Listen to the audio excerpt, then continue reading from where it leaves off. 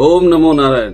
आज मैं आपको निष्काम कर्म के सिद्धांत को सृष्टि का शाश्वत सत्य कैसे परिभाषित करता है उसके विषय में कुछ बताने का प्रयास करूंगा। भाइयों, क्या आप उस भ्रम में जी रहे हैं कि इस संसार के कर्ता आप हैं?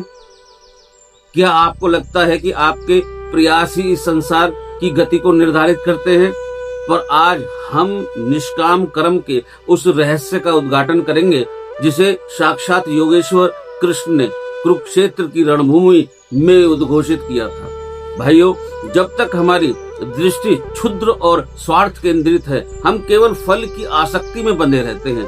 परंतु जिस क्षण हमारी चेतना का विस्तार होता है और हम उस विराट पुरुष के दर्शन होते हैं, तो निष्काम कर्म का भाव स्वतः ही प्रस्फुटित हो जाता है।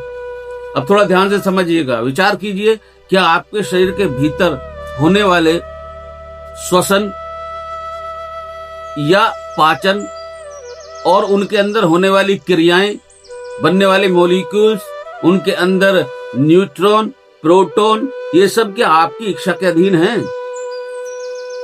कदापि नहीं। ये सब उस ऋत कॉस्मिक ऑर्डर परमात्मा के आज्ञा के द्वारा संचालित है।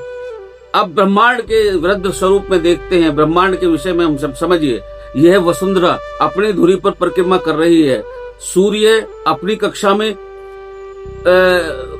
है और आकाश गंगाएं अपने केंद्र की परिक्रमा कर रही हैं। जब इस ब्रह्मांड की एक भी इकाई पर आपकी इच्छा का परिणाम नहीं है, तो कर्मफल पर कैसे हमारी इच्छा से मिल सकता है?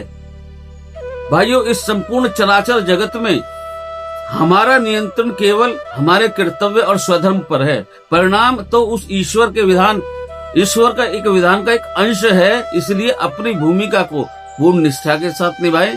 फल की इच्छा उस नियंता के हाथ में छोड़ दे, उस पर छोड़ दे। जय श्री कृष्ण।